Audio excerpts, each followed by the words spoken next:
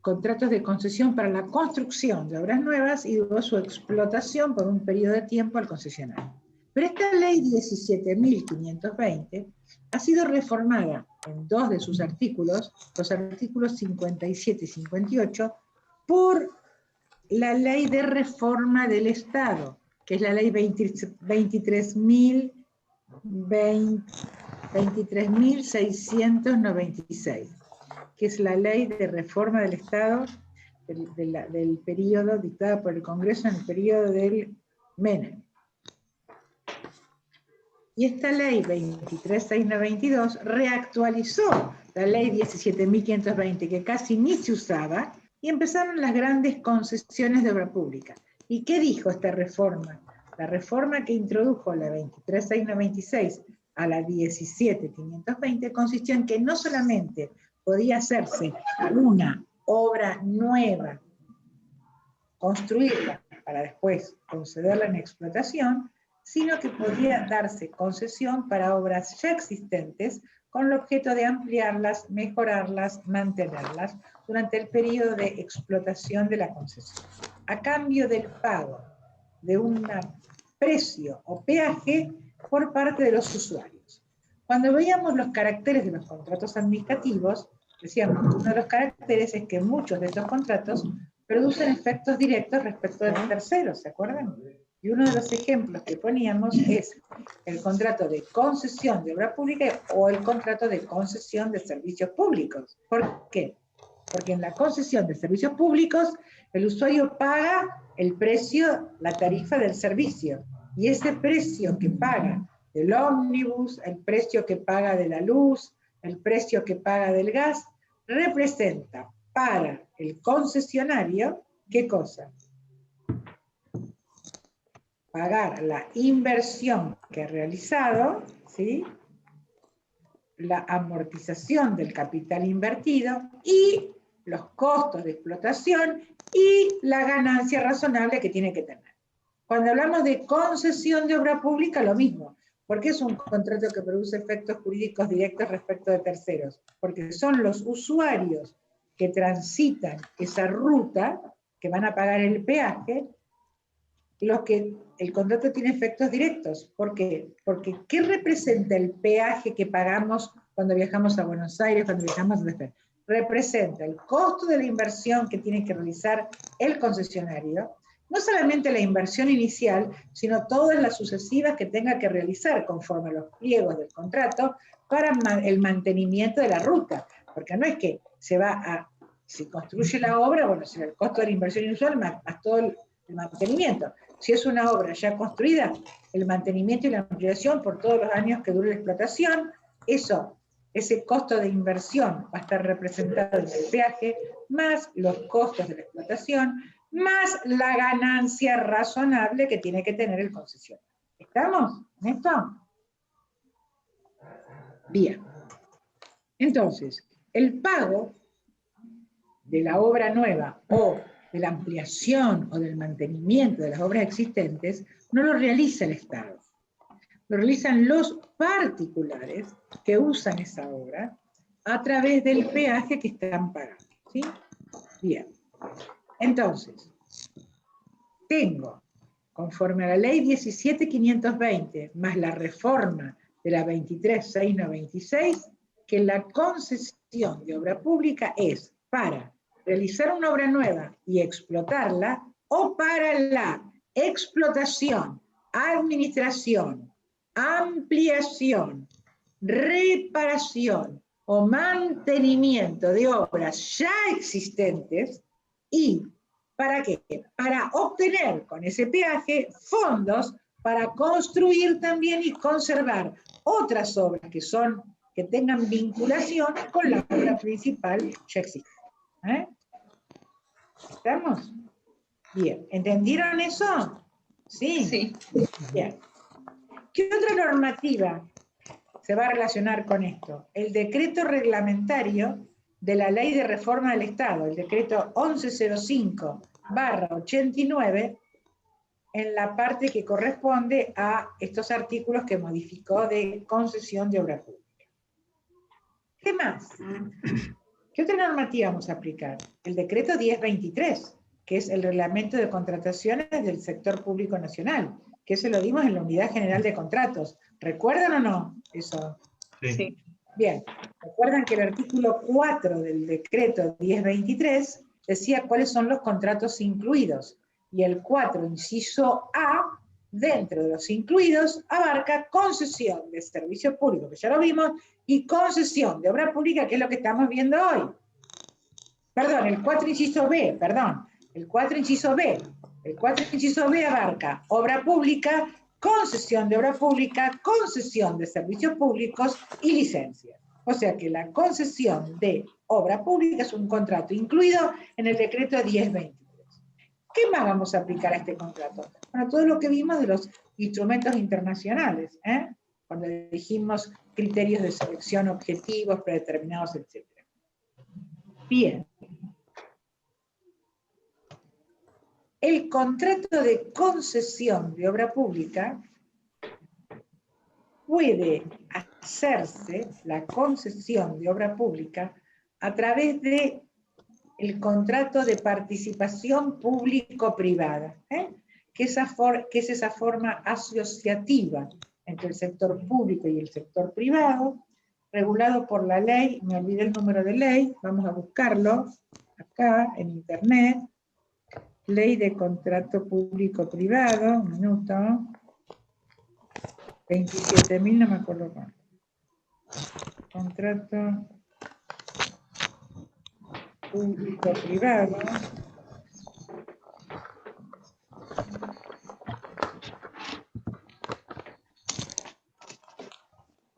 Contratos de participación público-privada, y no está la ley, qué barbaridad. 27.328. La ley 27.328 es la ley de contratos de participación público-privada. Una ley muy interesante que copió o se inspiró en el derecho comparado. Teníamos antes de esto un decreto, que era el decreto de participación público-privada, después se dicta esta ley, bueno, pero la ley nace, esto es la presidencia de Macri, nace en el momento, nació y después a los 2 meses vino la devaluación tremenda, ¿recuerdan del año pasado?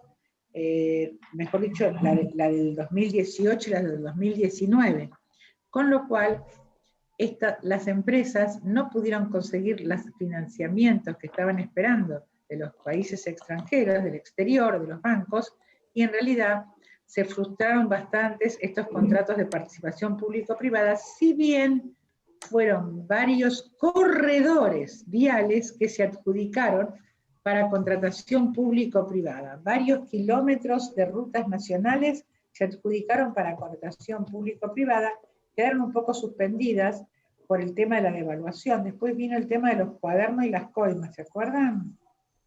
¿Sí? Bueno, el caso de los cuadernos, muchos de los empresarios que estaban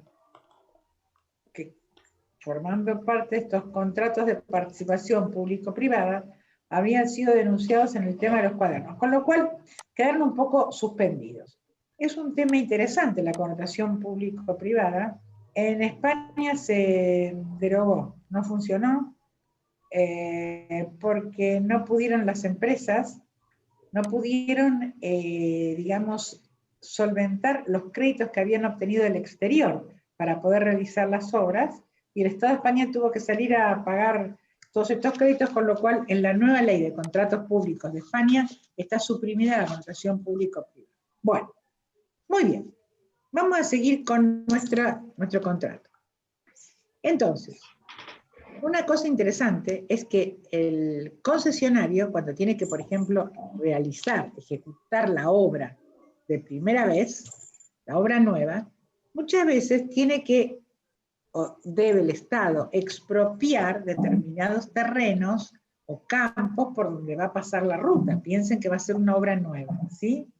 Entonces, esa facultad expropiatoria que normalmente en el ámbito nacional la tiene la Dirección Nacional de Vialidad, cuya ley de creación le permite tener facultades expropiatorias, se transfiere transfieren normalmente al concesionario a través del contrato de concesión para que empiece a realizar los trámites de avenimiento con los propietarios de los campos o de las propiedades por donde va a realizarse la traza originaria de la ruta, ¿sí? Se le delega al concesionario, el concedente le delega al concesionario este poder expropiador, siempre que esté habilitado precisamente por el concedente, ¿no? Pero por supuesto para realizar los trámites de avenimiento. Ustedes saben que en materia de expropiación, primero el primer paso es el avenimiento, llegar a un acuerdo. Si no hay acuerdo se realiza un juicio. Bueno, el juicio de expropiación no lo va a hacer el concesionario contra el dueño del terreno. Ahí sí lo va a hacer el Estado Nacional. Va a ser la expropiación la Dirección Nacional de Vialidad. Pero los trámites primeros de avenimiento, que son los trámites para ver si hay un acuerdo, sin necesidad de juicio, normalmente los tiene el concesionario, ¿sí? Bien. Ahora, el concesionario, ustedes vieron que hay distintas empresas concesionarias que están anunciadas en los puestos donde ustedes pagan el peaje. No ejerce la función de policía de seguridad. La policía de seguridad la tendrá el Estado Nacional en la ruta interprovincial, o el Estado provincial, por ejemplo, en la autopista Rosario-Santa Fe, cuya autoridad concedente es la provincia de Santa Fe, porque es una ruta dentro de la provincia. El poder, la policía de seguridad, la tendrá la policía de la provincia de Santa Fe, no el concesionario, ¿sí? Lo mismo que la policía de tránsito. La policía de tránsito no la tiene el concesionario, la tiene la autoridad de tránsito local o nacional, según que la ruta sea sujeta a jurisdicción nacional o jurisdicción provincial. ¿Entienden lo que acabo de decir? ¿Sí? Bien. O sea que las facultades de explotación de la ruta por parte del concesionario no abarcan policía de tránsito ni policía de seguridad. Bien.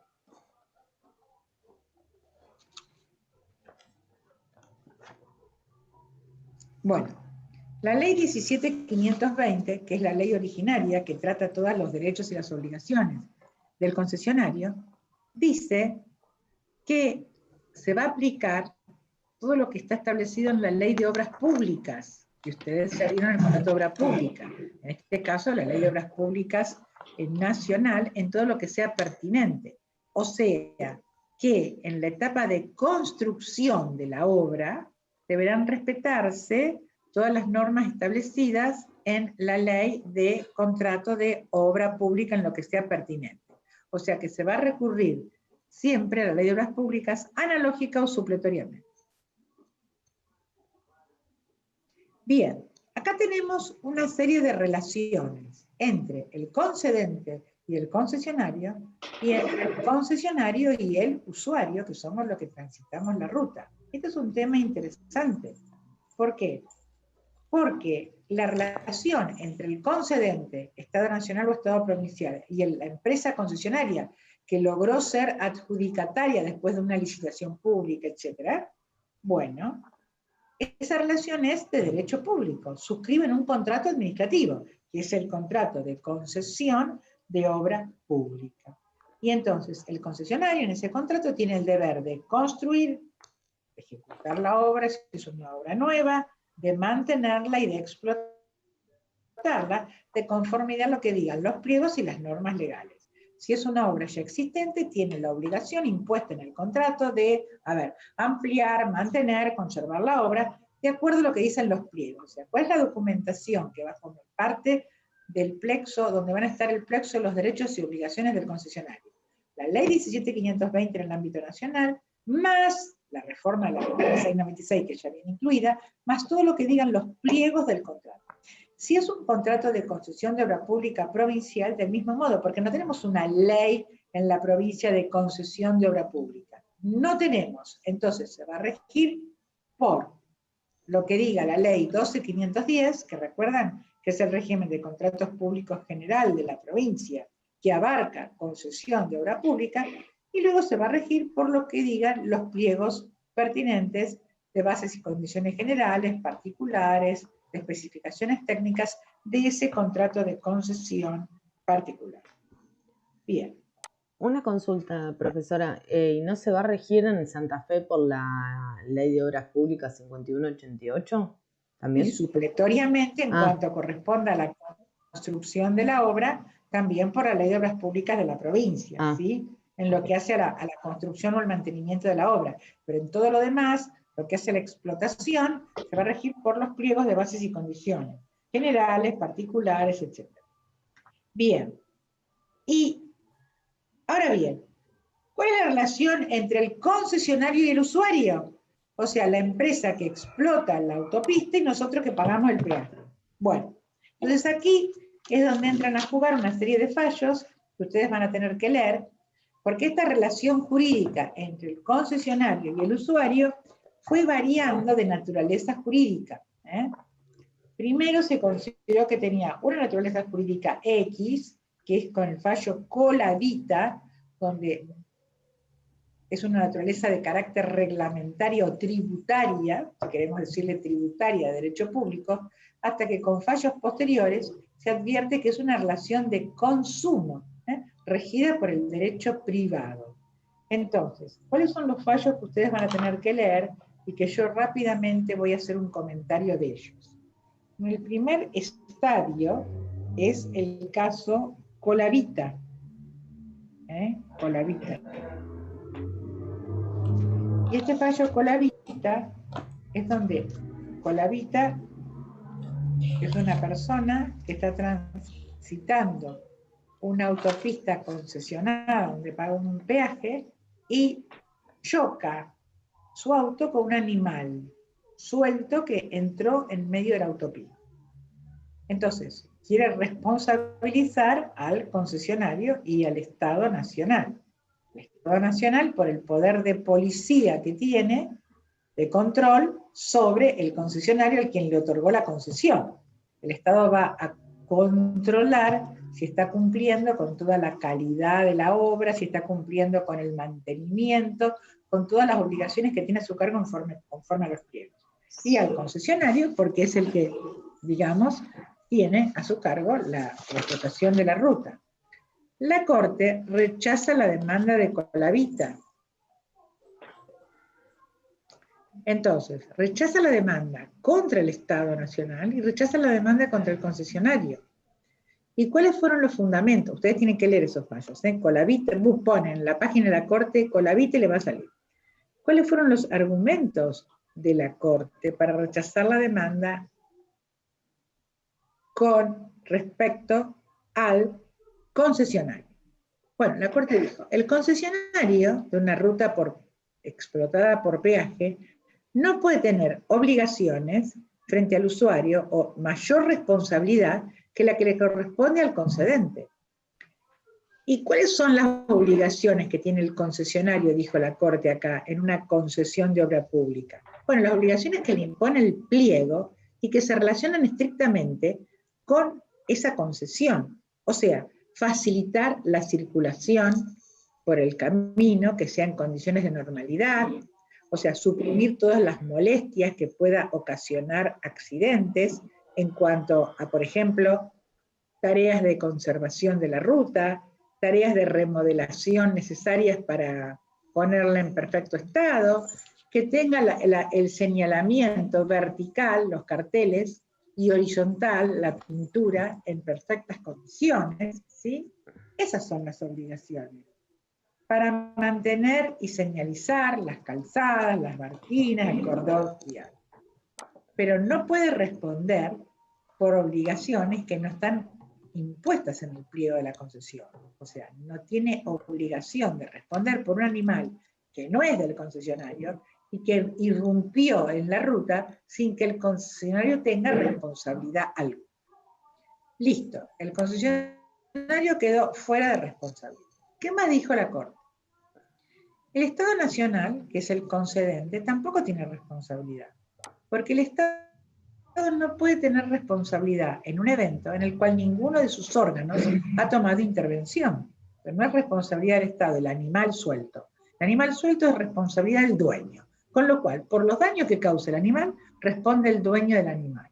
Y si el animal no tiene marca para saber de la Corte. Ahora, hay evidencia en ese fallo de la Vita. Y la disidencia es del doctor Vázquez. ¿Qué dijo el doctor Vázquez? Dijo que esa relación de derecho público que existe entre el concedente y el concesionario, ese contrato de concesión de relación de derecho público, no es oponible al usuario. Les voy a leer lo que dijo. Quien, al pagar el peaje, establece con el concesionario una relación de derecho privado, una relación de consumo, regida por la ley 24.240, que es la Ley de Defensa del Consumidor.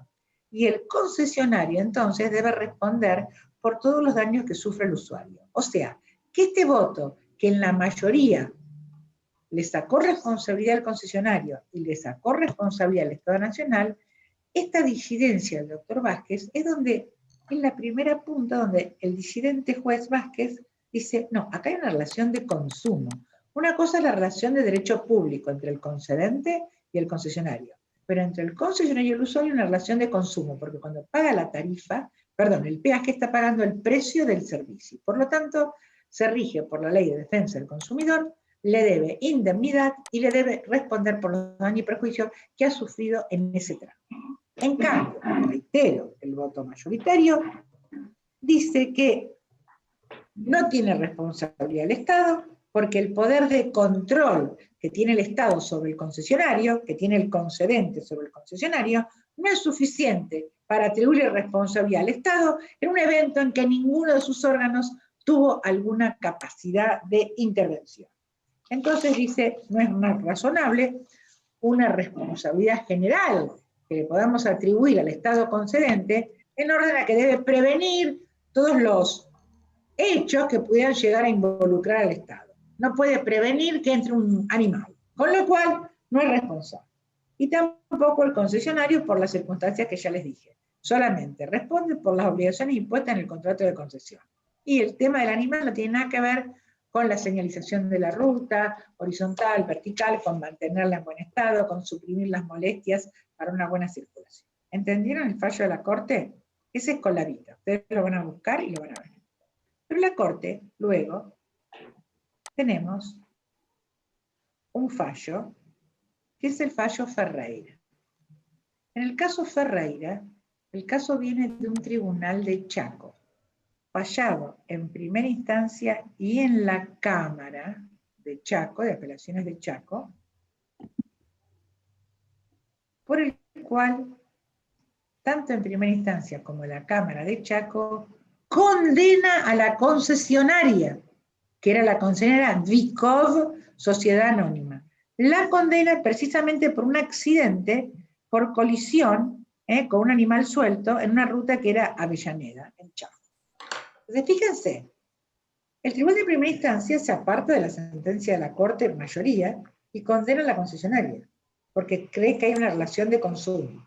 Apela a la concesionaria y la Cámara del Chaco vuelve otra vez a reiterar la demanda. La demanda. Es decir, sostiene que vuelve a retirar la sentencia. Sostiene que es responsable la concesionaria. Entonces, aquí va por recurso de inconstitucionalidad al Tribunal de Chaco. ¿Sí? Y el tribunal, al Tribunal Superior de Chaco, a la Corte de Chaco. Y la Corte reitera y dice, acá hay una relación de consumo. Entonces, ¿qué hace?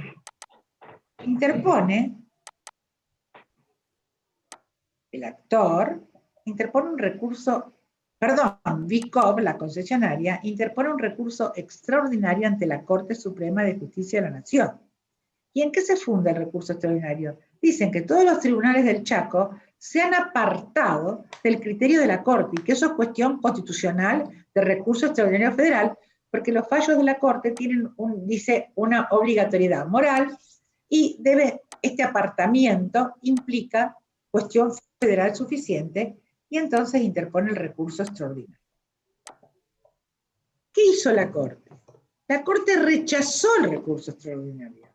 Lo rechazó in limine. ¿Por qué? Porque dijo, ese no es el criterio para interponer recurso extraordinario. Si bien los fallos de la Corte tienen una obligatoriedad moral de seguimiento, si un juez establece argumentos decisivos para apartarse de la teoría de la Corte, eso no es motivo de recurso extraordinario. ¿Comprenden?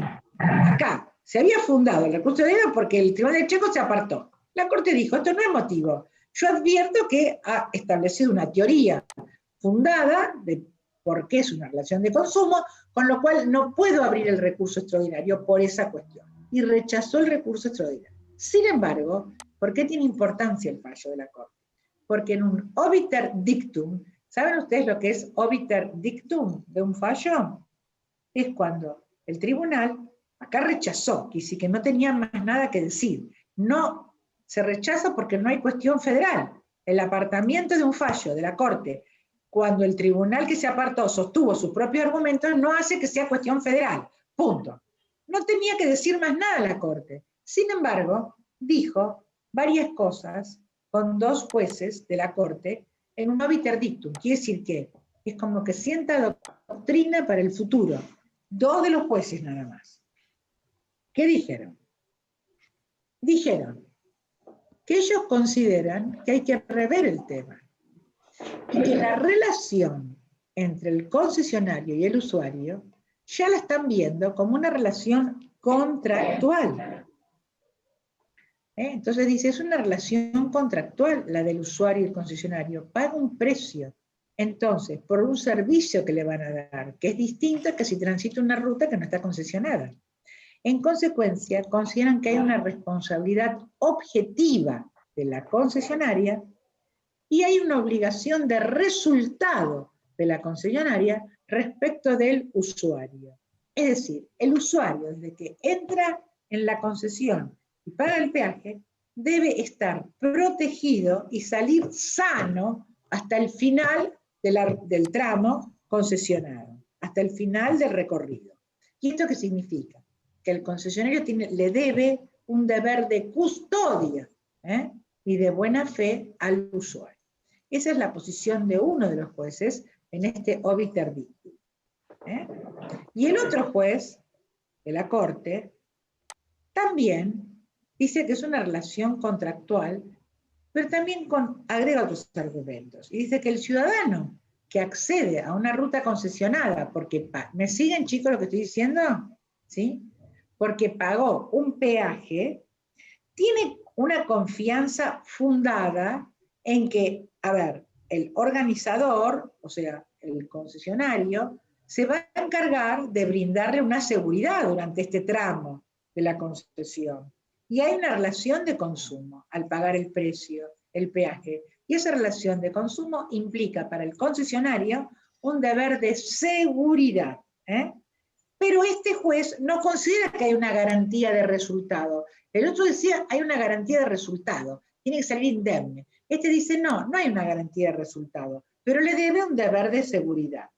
Y entonces dice, eso es un tema, le debe un deber de seguridad. ¿Sobre qué? Sobre acontecimientos que sean previsibles. Sobre acontecimientos que no sean previsibles, no tiene el deber de seguridad. En cambio, el otro juez dice, deber de indemnidad para todo. Entonces, acá, sobre acontecimientos previsibles, tiene un deber de seguridad. Entonces se pregunta el juez, segundo paso de análisis.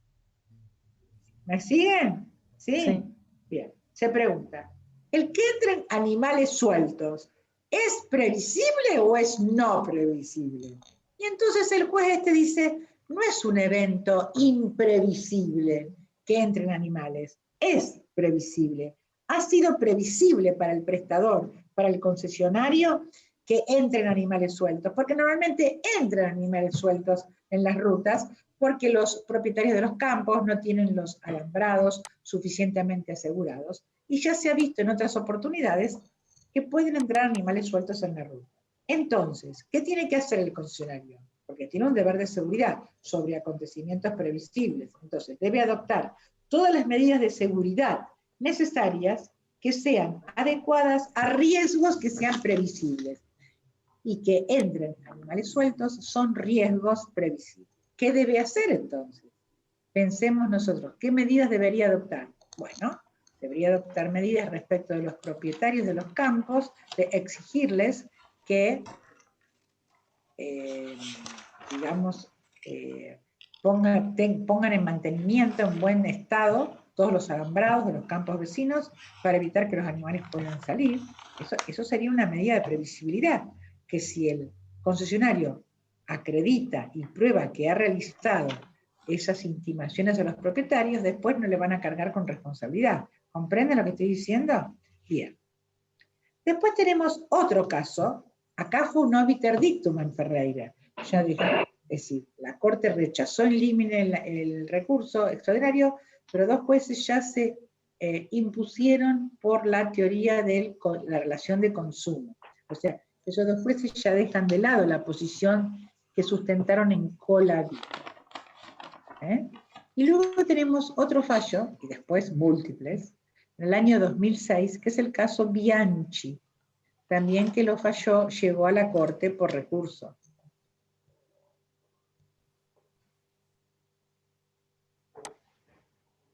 Acá tenemos daños que se alegaron también por animales sueltos en una ruta concesionada que era Camino del Atlántico. Entonces, la demanda es contra la provincia de Buenos Aires, que era la autoridad concedente, contra Camino del Atlántico Sociedad Anónima, que era la concesionaria, y contra el dueño guardián de los animales que entraron y destrozaron un auto. ¿Sí? Bueno.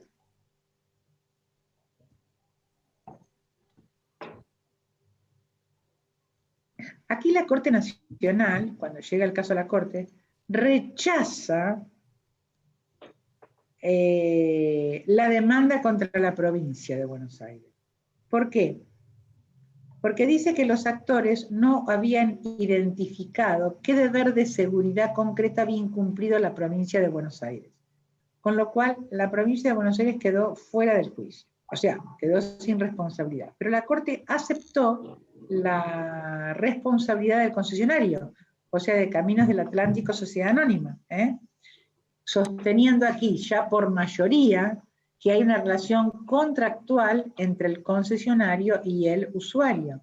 Entonces, el concesionario, al exigirle al usuario que pague un peaje, le está asumiendo que le está prestando un servicio al usuario, ¿no? Que es mantener la ruta en todos sus aspectos, que incluye un deber de seguridad y debe adoptar las medidas concretas, ¿no es cierto?, frente a riesgos concretos que resultan previsibles. Ahora bien, acá la Corte dijo, ok, el deber de previsibilidad varía según de qué camino se trate, porque no es lo mismo la responsabilidad del concesionario vial de una autopista urbana sobre qué riesgos puede enfrentar un conductor en una autopista urbana, donde la entrada de animales es bastante raro que se produzca, o el deber de prever riesgos que puede tener un concesionario en una ruta interurbana, donde ahí sí puede haber riesgos de animales. ¿Entiende lo que estoy diciendo? ¿Sí? Sí, doctora. Quiere decir que es muy importante este fallo, porque a partir de ahí está en la posición de la Corte. ¿Hay un deber de seguridad? Sí. ¿Qué significa? Que tengo que adoptar las medidas concretas frente a riesgos que resulten previsibles. Ahora bien, el deber de previsión varía según de qué tipo de concesión se trate, ¿no? Bien. Entonces, a partir de Bianchi, la Corte ha sostenido que la relación de consumo que es un deber de previsibilidad y todo va a variar de acuerdo con las circunstancias concretas del caso. Ahora bien, Balbín, que ustedes lo han leído en muchas de las unidades de este programa, Balbín interpreta, él particularmente, que el vínculo entre el concesionario y el usuario es en parte contractual y es en parte reglamentario. Esa es la posición de este tratadista. ¿Por qué dice en parte reglamentario? Porque, bueno, dice que hay obligaciones que surgen del marco normativo, ¿no? Por ejemplo, en materia de obligaciones de seguridad, en materia del precio del peaje que lo fija el Estado. Entonces ahí dice, en esa parte la relación sería de carácter reglamentaria, porque no es que el concesionario inventa cuál es el peaje que tiene que pagar el usuario. El peaje, como la tarifa en el servicio público, lo fija el Estado concedente, ¿sí? Lo tiene que aprobar el concedente. El concesionario expondrá la necesidad de que el peaje se actualice teniendo en cuenta desfasajes que se han producido en el costo de materiales que necesita para explotar la obra, etc. Pero, en definitiva, la aprobación del monto del peaje lo hace el Estado, ¿sí? Bien. A ver.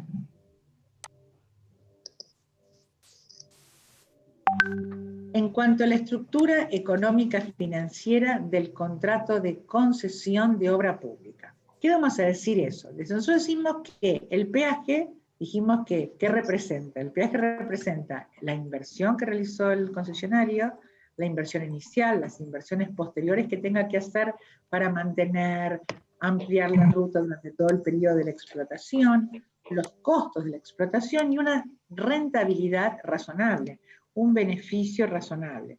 Y la ley 23.696, la ley de reforma del Estado, que reformó algunos artículos de la ley de peaje 17.520, la ley de concesión de obra pública, sostiene que la rentabilidad no debe exceder una relación razonable entre las inversiones que realiza el concesionario y la utilidad neta que tiene que recibir. O sea que la rentabilidad o el beneficio debe ser razonable, surge también de esta ley 17.520 modificada por la 23.696. Bien. La concesión, ¿cómo se puede clasificar las concesiones de obra pública? Las concesiones pueden ser gratuitas, pueden ser onerosas o pueden ser subvencionadas.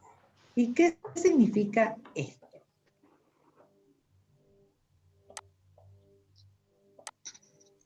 Para determinar si la concesión va a ser gratuita, onerosa o subvencionada, el Poder Ejecutivo debe considerar que el nivel de la tarifa no puede exceder el nivel medio del servicio que se ofrece, ¿no? Primero y principal. Y debe tener en cuenta también la rentabilidad de la obra. ¿Y cómo va a tener en cuenta la rentabilidad de la obra? Bueno, va a tener en cuenta el tráfico presunto que va a pasar por esa obra, por esa ruta. Cuando se va a aplicar cuál es la tarifa que se va a pagar o el peaje, van a tener en cuenta cuál es el tránsito presunto que va a pasar por día, por mes.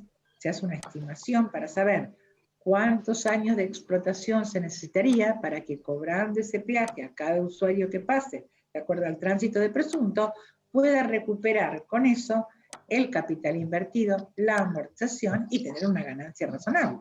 ¿Sí? Bien. Más los gastos de explotación y conservación. Bueno, entonces, ¿cuándo es gratuita? Cuando el concesionario no tiene que pagar ningún canon al Estado. ¿Cuándo es onerosa? Cuando el concesionario paga un canon al Estado por tener esa concesión. Puede ser un canon anual, un canon semestral, etc. ¿Y cuándo es subvencionada?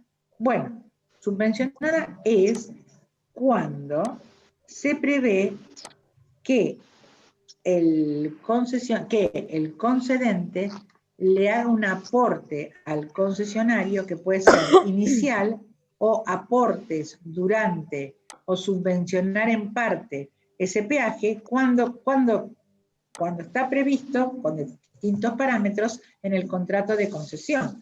Por ejemplo, el tránsito presunto que se estimó no es en realidad el que pasa en la obra, con lo cual el concesionario está perdiendo dinero y no es un contrato en el que debe hacer a pérdida. Entonces, en este caso se deben establecer, si el Estado le paga un subsidio al concesionario, se deben establecer cuáles son las obligaciones de reinversión que tiene el concesionario específicamente en el contrato de concesión. ¿Sí?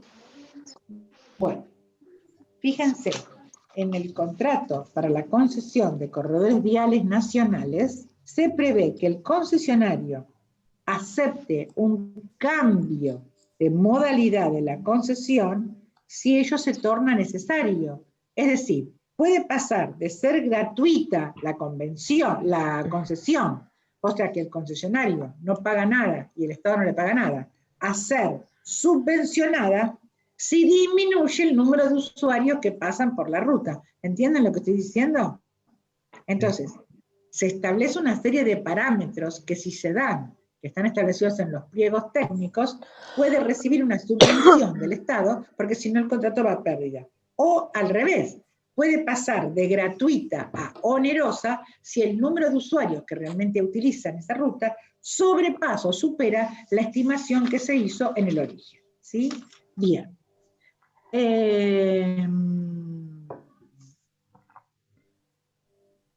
Bueno. Esto es lo más importante.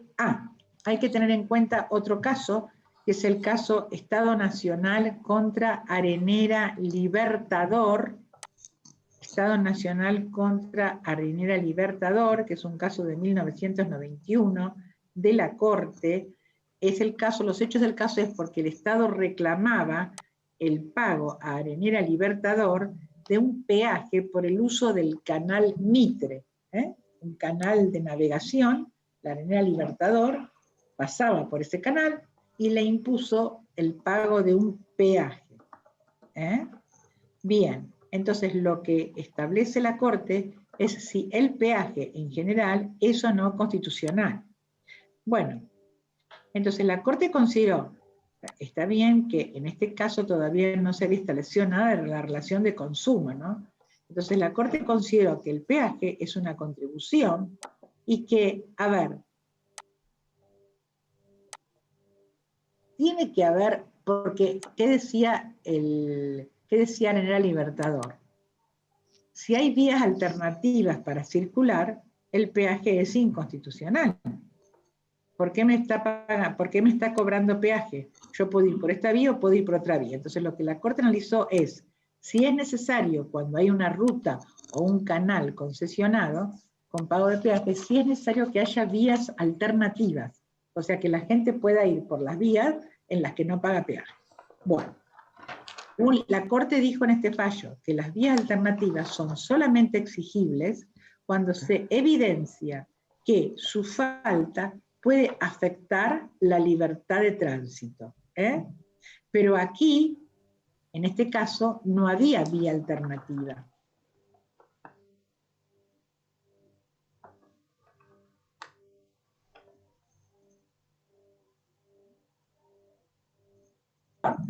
Entonces, vías alternativas no tendrían ese calado, con lo cual era el peaje absolutamente constitucional.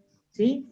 Bueno, esos son los... Bueno, después del caso último que vimos, que era Bianchi, por supuesto que hubo un montón de fallos en los que, a ver, por daños que se producen durante la concesión, por animales sueltos, o por choques, o por lo que fuese. Bueno, por baches. ¿Cómo? Por baches, rotura del pavimento. Exacto. Siempre se considera que hay una relación de consumo. O sea, aquí en el caso de los baches, bueno, sí, tiene un deber de indemnidad, no reparó la ruta como correspondía, y también, por supuesto, que podría ser responsable el Estado Nacional a través del ente que controla las concesiones. Porque así como cuando ustedes vieron en el contrato de concesión de servicios públicos que hay entes reguladores de los servicios públicos concesionados, también hay un ente que regula y que controla las concesiones de obra pública, que es ORSNA. ORSNA. Organismo Regulador ORSNA, de Concesión Nacional. Organismo Regulador de Concesiones Nacionales. Este controla todas las obligaciones que tienen los concesionarios de los corredores viales nacionales. ¿Sí? Bien. Quería, para terminar, después ustedes lo van a ampliar este contrato, pero creo que les he dicho las partes fundamentales, quería comentarles que también se puede llegar a este contrato a través de una licitación pública, donde se elige el concesionario, a través de una licitación para después suscribir un contrato de concesión público-privada, un contrato de participación público-privada, o a través de una iniciativa privada. En el ámbito nacional tenemos el régimen nacional de iniciativa privada, que es el decreto 966 del año 2005, a nivel nacional. Y esto es interesante porque esta norma, que está vigente por supuesto, aprueba el régimen nacional de iniciativa privada, lo pueden bajar por Infolec, 966/2005, y dice que se va a aplicar se puede aplicar este régimen de iniciativa privada a los sistemas de contratación regulados por la Ley de Obras Públicas, o sea, para contratos de obra pública, Ley 13.034 y Ley 17.520 y 23.696. Es decir, que puede haber iniciativa privada para celebrar contrato de obra pública o contrato de concesión de obra pública, ¿sí? ¿Y qué significa esto? Bueno, aquí se aprueba el régimen nacional de iniciativa privada. Se puede presentar un proyecto, un particular puede presentar un proyecto, o sea, una iniciativa privada, para llevar a cabo un contrato de concesión de obra pública. O sea, el proyecto es para construir una obra y después explotarla, o un proyecto para ampliar, mejorar o mantener una obra ya existente. O sea, en lugar de que la iniciativa provenga del Estado, a través de una licitación pública, con pliegos de condiciones ya elaborados, aquí la iniciativa proviene del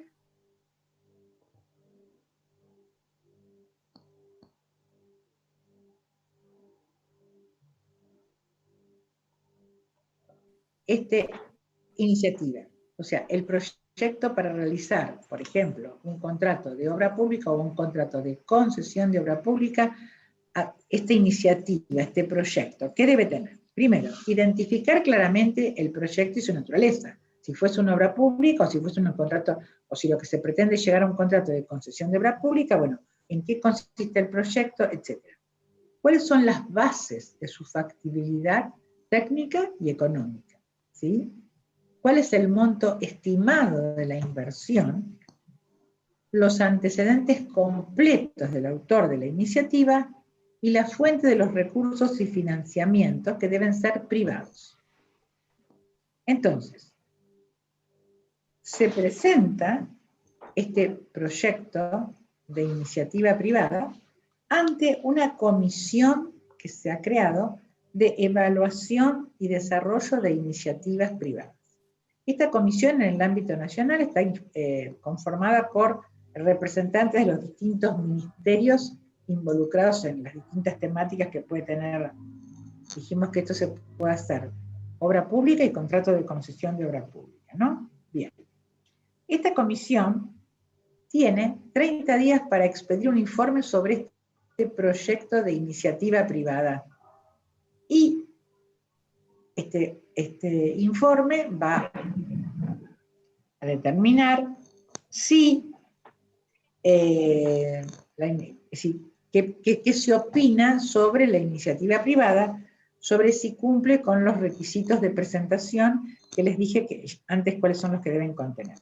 Este informe, entonces, esta comisión evaluará el interés público que está comprometido o no en la iniciativa. No puede ser que yo presente una iniciativa para que realizar una obra y después explotarla por el tema de concesión, que una, qué sé yo, la ciudad de, no sé, digo cualquier cosa, Venado Tuerto con Rafael, y resulta que no tiene interés público porque hay otras rutas ya existentes, con lo cual es una iniciativa que no tiene ningún interés.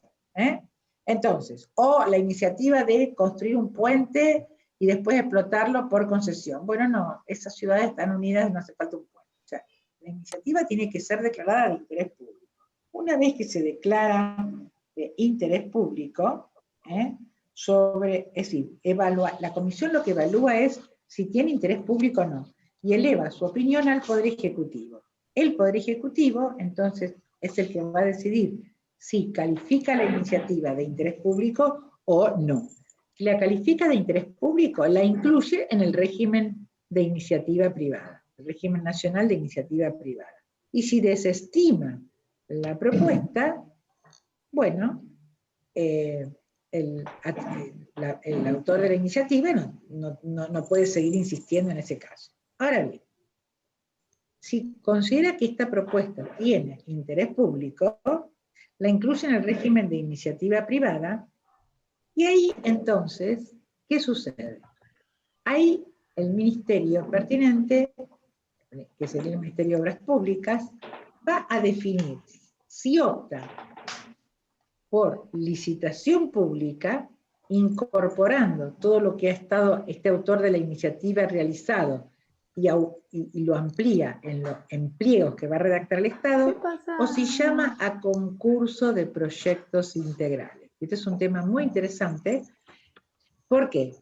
Si llama a licitación pública, el Ministerio va a confeccionar los pliegos de condiciones, que ustedes ya saben que tiene toda licitación pública, y va a utilizar los criterios económicos, técnicos y financieros que utilizó el autor de la iniciativa, ¿sí? Y va a convocar a una licitación pública. Pero, por supuesto, que ha desarrollado esa iniciativa y la mete en los pliegos. Pero si decide llamar a concurso de proyectos integrales, significa que llama a concurso, que es otra modalidad de selección, en donde cualquier interesado debe presentar su proyecto integral, teniendo en cuenta los lineamientos que presentó el autor de la iniciativa. El autor de la iniciativa también se puede presentar presentando el proyecto entero, porque ahora solo presentó, dijimos, las bases de la factibilidad económica, técnica y financiera, pero ahora tiene que presentar el proyecto entero. Entonces, vamos a suponer que gana el autor de la iniciativa, porque su proyecto es el más conveniente. Se le adjudica el contrato al autor de la iniciativa. ¿Estamos? ¿Qué pasa si el autor de la iniciativa no gana? Bueno, entonces aquí hay que tener en cuenta, este decreto dice, sí, va a tener una preferencia el autor de la iniciativa, porque él es el que realizó la iniciativa, en base a la cual todos los demás presentaron sus proyectos integrales. Entonces, si la diferencia entre el autor de la iniciativa y la oferta más conveniente, no me quiero equivocar, hay una diferencia de hasta un 20%,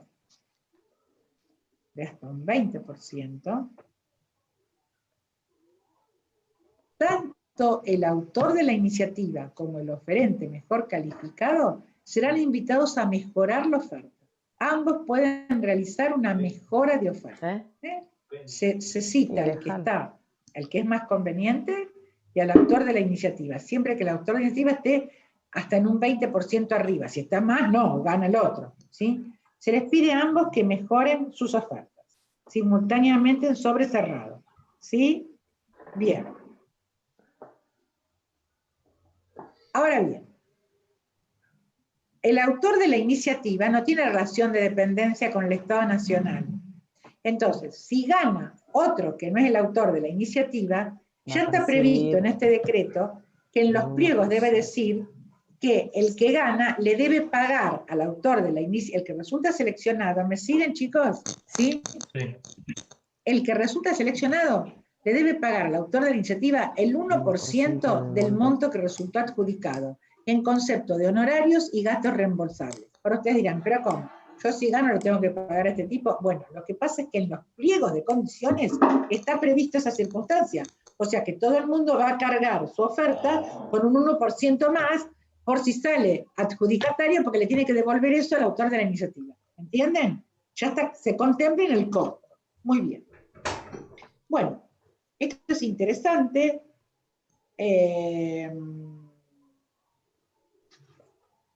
Los derechos del autor de la iniciativa duran por 2 años. ¿Qué significa? ¿Qué pasa si en la licitación resulta fracasada? O sea, no se presenta ninguna oferta admisible, ni siquiera la del autor de la iniciativa, el proyecto integral, o desierta, no se presentó nadie. Bueno, sus derechos duran 2 años. O sea, si el Estado vuelve a llamar a concurso de proyectos integrales, utilizando como base la iniciativa de este hombre, dentro de los 2 años, bueno, él va a tener las mismas preferencias que les acabo de decir. ¿Entienden lo que digo? Entonces, sí. Este tema es interesante que ustedes lo supieran, porque se podría llegar a realizar un contrato de concesión de obra pública a través de una iniciativa privada. En la provincia de Santa Fe también tenemos la iniciativa privada. Esto es muy interesante porque la tenemos recién en el año 2016. Recuerdan, en la provincia de Santa Fe tenemos la ley 12510, que es la ley que trata todos los contratos que no tienen una ley específica, entre ellos el concesión de obra pública, y el decreto reglamentario, que es el decreto 1104/16. Bueno, lo que dice la ley esta es que se aplica entonces también para las concesiones, o sea que abarca concesión de obra pública. Bueno, y el régimen de iniciativa privada, que está en el decreto 1104 del año 16, es casi idéntico, copió casi idéntico este decreto nacional, pero la preferencia que se le da al autor de la iniciativa respecto de la oferta más conveniente que la de él es una diferencia del 5%, hasta el 5%. En el ámbito nacional es hasta el 20%. En el ámbito provincial es hasta el 5%. Si el autor de la iniciativa está por encima un 5% del mejor seleccionado, ambos pueden hacer una mejora de oferta. Claro, en la nacional, cuando está por abajo, por encima de un 5%, es como, en el artículo 8 dice, presentadas que fueran las equivalentes conveniencias, será preferida la de quien hubiera presentado la iniciativa, entendiéndose que existiera una equivalencia de oferta cuando la diferencia entre la oferta del autor y la oferta Perdón, mejor con la diferencia un 5%, bien. Ah, eso. Perdón. Eso dice en la Acá, nacional. Acá. Ahí está. Me confundí yo, perdón. No, está bien. Porque hay dos rangos de preferencia. Claro, está el la artículo 8, entonces, en el ámbito nacional, dice eso, es idéntico al provincial ahí. Dice, cuando las ofertas presentadas fueran de equivalencia conveniente, será preferida la de quien hubiera presentado la iniciativa. Se entiende que hay equivalencia de ofertas cuando no supera el 5% la del autor de la iniciativa de la oferta más conveniente. Ahora bien, sigamos con el 9. Si la diferencia, ahí me confundí, si la diferencia entre la oferta mejor calificada y la del iniciador fuere superior a la indicada precedentemente, o sea, es superior al 5% y hasta un 20%, el oferente mejor calificado y el autor de la iniciativa, ahí está, serán invitados a mejorar sus ofertas en forma simultánea. Claro, ¿sí? Por eso cuando mejoran las ofertas, siempre se va a preferir por el que hizo la iniciativa. No, si mejoran las ofertas. No, si están iguales, por ejemplo, en el mejoramiento de oferta hay una diferencia de menos del 5%. Bien, está bien. ¿No? No, pero esos son dos rangos distintos. No. Si, por ejemplo, mejoran las ofertas... El artículo 8 es... No, el artículo 8 no es una mejora... No.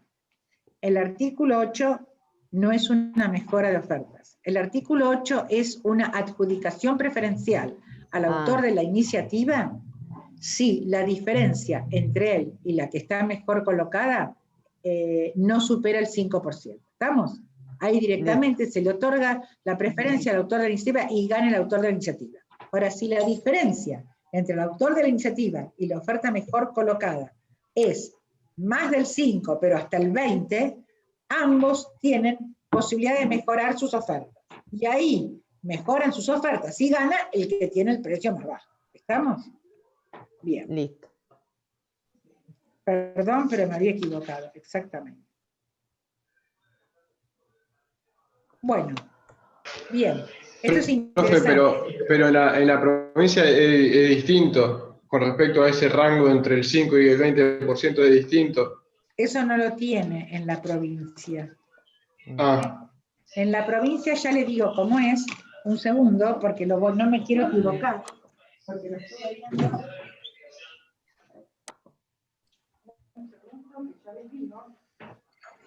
En la provincia es lo siguiente. Vamos a buscar la norma, porque ¿por qué vamos a hablar de memoria? Estuve viendo ayer para una charla que tengo que dar. Pero es diferente. En la provincia, nosotros tenemos lo siguiente. A ver.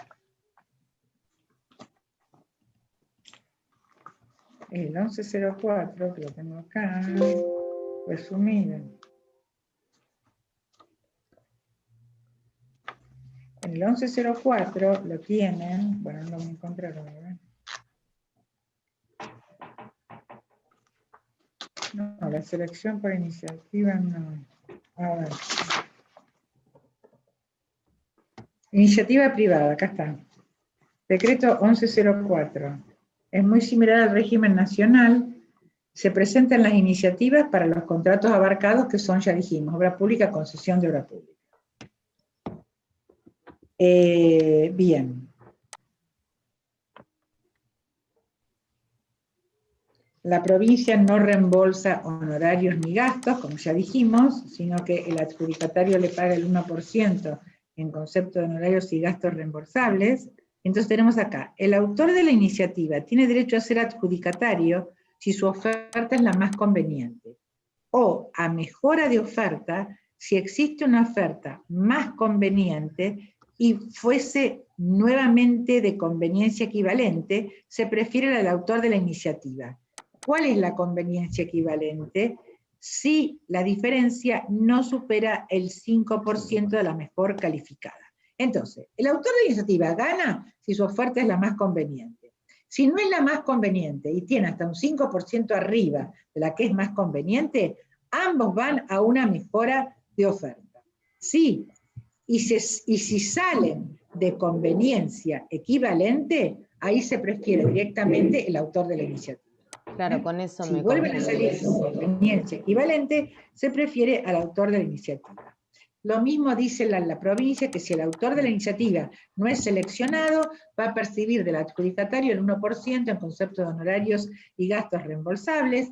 Lo mismo dice que sus derechos duran 2 años, porque copió bastante la norma nacional a partir de su presentación. Bien, los conserva por 2 años a partir del primer llamado.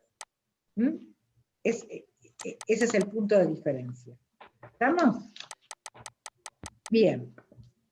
Creo que esto es muy importante para que lo tengan en cuenta, porque en la provincia es un sistema que ha surgido no hace tanto tiempo, el año 2016, antes no estaba reglamentado por otra norma que ya había sido derogada, y creo que es importante porque pueden hacerse varios contratos por el tema de iniciativa. De todos modos, muchas veces, aquí en materia de iniciativa tenemos 2 posibilidades, que son que la iniciativa la presente por motu propio el particular decide presentar una iniciativa, o el Estado, y así también está contemplado en el ámbito provincial, o el Estado dice, quiero que presenten iniciativas sobre este objeto contractual, que sé lo que quiero tener o lograr, pero no sé cómo hacerlo.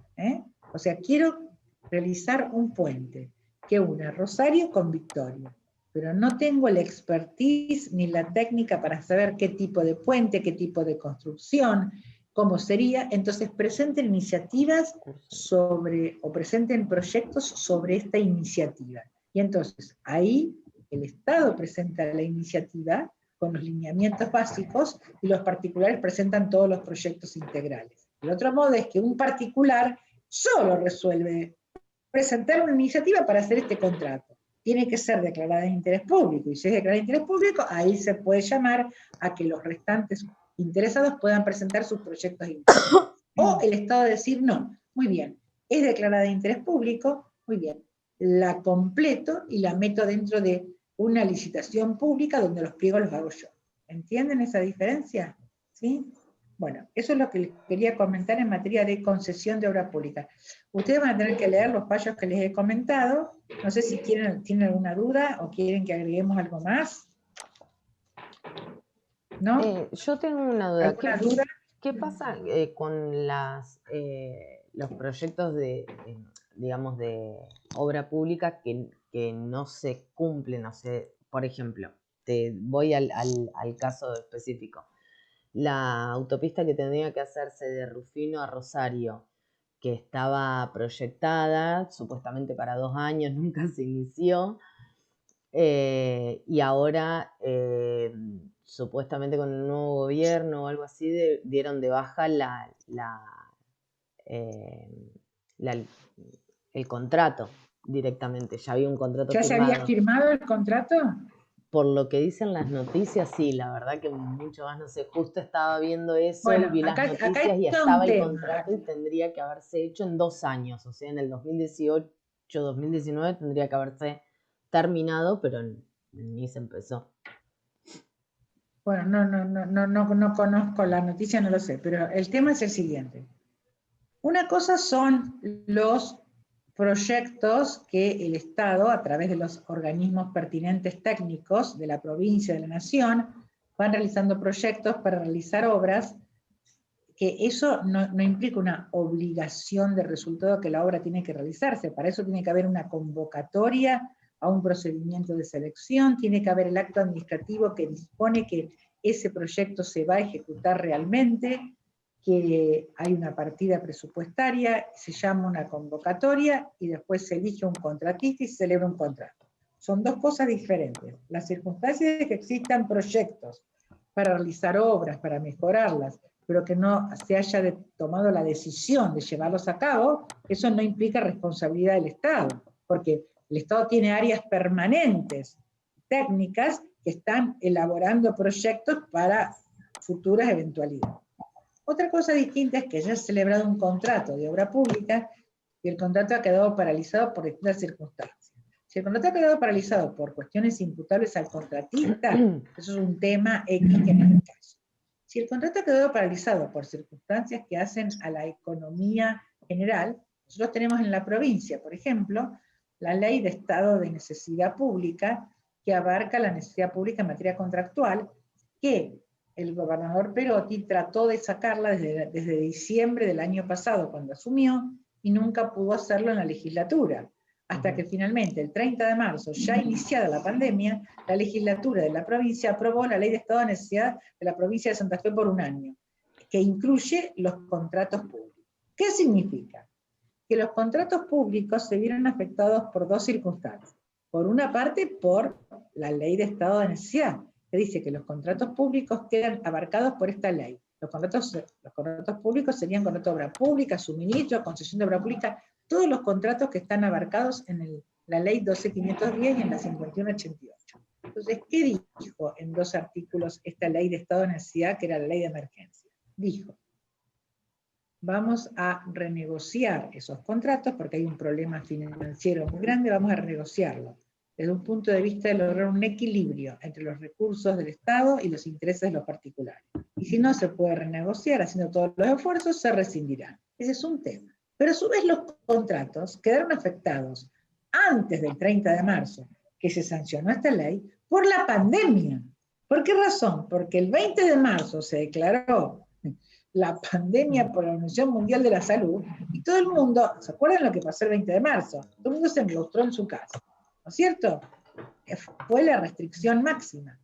Y a eso no fueron ajenos los contratos. Los obreros salieron corriendo, las reparticiones cerraron sus puertas, hubo receso administrativo y todos los contratos quedaron suspendidos de hecho, ¿entienden? Y luego, de derecho, a través de la ley de renegociación, bueno, a través de la ley de emergencia, quedaron suspendidos. Entonces, a raíz de los efectos terribles de la pandemia, más la crisis económica que ya venía el Estado, y por eso se declaró en estado de emergencia la provincia todavía no renegoció esos contratos que quedaron suspendidos o quedaron abarcados por la situación de crisis económica. Aún no inició la etapa de renegociación.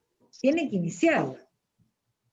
Pero también significó que no pudiera pagar la provincia un montón de acreencias que tenía, que debía a los contratistas por trabajos que habían ejecutado en obras en ejecución los meses previos y que el gobierno anterior no había pagado. No tenía, dijo la provincia, dinero para pagar. No se sabe a dónde fueron las partidas presupuestarias. Entonces pidió créditos y estableció algo terrible, que es la consolidación de las deudas provenientes de las obras públicas, que esto fue durante marzo y abril. O sea que sobre la pandemia y sobre la emergencia, el Estado resolvió consolidar las deudas. ¿Qué significa? Los contratistas tuvieron que decirle a la provincia todo lo que le debían de obras, de certificados anteriores, a diciembre del 2019. ¿qué le debía el Estado? El Estado dijo, bueno, con todo eso que me deben, voy a emitir títulos de deuda pública. Y voy a pagar en parte con títulos de deuda pública y en parte voy a pagar con cheques de pago diferido. Le hago la síntesis concreta. Yo conozco ese tema porque soy abogada de la Cámara Argentina de la Construcción y están todos los contratistas. Todavía no recibieron los cheques, no recibieron los títulos de la deuda pública y todavía no se renegociaron los contratos que quedaron suspendidos. ¿Qué pasa? Hay contratos que el Estado ya ha dicho, los vamos a rescindir, contestando su pregunta, porque ya no hay un interés público en realizarlos. Estamos refundidos, tenemos la pandemia, tuvimos otras prioridades y este contrato ya no tiene prioridad. Entonces vamos a rescindir. Claro. Esas rescisiones tendrían que haber sido rescisiones por oportunidad, mérito, conveniencia, con indemnización de los perjuicios que causaron. Olvídense, porque si no tiene plata para continuar el contrato, menos va a tener dinero para rescindir por oportunidad, mérito y conveniencia. Con lo cual, lograron rescisiones de común acuerdo sin cargo para los contratistas, sí, con la obligación de pagar lo que le deben, que no se lo pagaron porque no le encajaron, ni los títulos le dieron, ni le dieron los cheques de pago diferidos, no se sabe por qué, porque los títulos técnicamente están emitidos, pero nadie recibió títulos todavía, y nadie recibió cheques, con lo cual la situación de los contratistas con el Estado provincial es bastante mala, y yo creo que el Estado provincial no actuó de buena fe desde el principio, ¿no? Porque ha ido dilatando, y no hay previsibilidad. Lo que necesitan las partes es previsibilidad. ¿Cómo se va a pagar o cuándo se van a entregar las cosas? Bueno, se firmaron los convenios en donde los contratistas renunciaron a percibir las ganancias en efectivo y aceptaron la consolidación, pero se firmaron los convenios y no le dieron los títulos. O sea, firmaron en blanco, digamos. Disculpen, ¿sí? Le corto. En este caso, justo tengo la noticia, se las paso por el chat si quiere, o sea, rescinde el contrato de la Nación porque se hizo una concesión de participación pública-privada y se le rescinde frente a irregularidades e incumplimientos por parte de las concesiones en sus obligaciones. Ah, no, pero eso es otra cosa. Eso claro, es otra por cosa. eso, como era público-privada... Pasa a la Nación. Claro, pero... No, eso es otra cosa. Eso es otra cosa. Yo estoy hablando de lo que la situación en la provincia, donde no hay connotación público-privada en la provincia. Ahora bien, okay. en cualquier contrato de concesión, contrato de obra pública o contrato de participación público-privada para realizar una obra pública o una concesión de obra pública, si no se cumple con las obligaciones y entra dentro de alguna de las causales que están establecidas de rescisión por culpa, procede la rescisión por culpa del concesionario o del contratista, siempre que sea alguna de las causales que están previstas en la Ley de Obras Públicas o en los pliegos de los contratos de concesión o en los contratos de participación público-privada. Cada una de las partes tiene obligaciones que cumplir. Del mismo modo, si en el contrato de obra pública el Estado no cumple con sus obligaciones y entra alguna de las causales de incumplimiento contractual taxativamente establecidas en la Ley de Obras Públicas Nacional o Provincial, corresponde a la rescisión por culpa del Estado y a favor del contrato. Okay. O sea, eso sí, pero son casos diferentes. Claro, por eso yo lo estaba escuchando porque es interesante lo que decía antes, pero en este caso era porque justo leí la noticia y vi lo de participación público-privada que usted hablaba antes, entonces me dije, esto lo leí y bueno, fui a la noticia. Exacto, bueno, cuando incumple con las obligaciones impuestas en el contrato de participación público-privada, que están impuestas en el contrato taxativamente, y corresponde la rescisión si es una causal prevista expresamente. Claro. Entonces recuerden que la rescisión es la sanción más grave para terminación anormal de un contrato. Lo que se trata es de preservar la vida del contrato, porque todo contrato de obra pública, de concesión de obra pública, hay un interés de la sociedad involucrado, que la obra, la transitabilidad, la seguridad, la comunicación, etc. Si vamos a la rescisión por cualquier cosa, ese interés general no se cumple. Entonces, para ir a una rescisión de un contrato por culpa de alguna de las partes, tiene que ser una causal que esté taxativamente indicada en los pliegos, en el contrato o en la ley particular. Bueno, ¿alguna otra inquietud? ¿No? Bueno, entonces ese viernes ustedes van a seguir con Paulo, creo que en el contrato de empleo público. ¿Qué vieron con Paulo la otra vez? ¿Vieron ética o ya empezaron con el contrato de empleo público? ¿Vieron ética pública? Empezamos con ética y moral y el tema de la ética pública. Perfecto, perfecto. Entonces empezaron con ética y entonces el viernes van a terminar con el contrato de empleo público. Sí. Listo.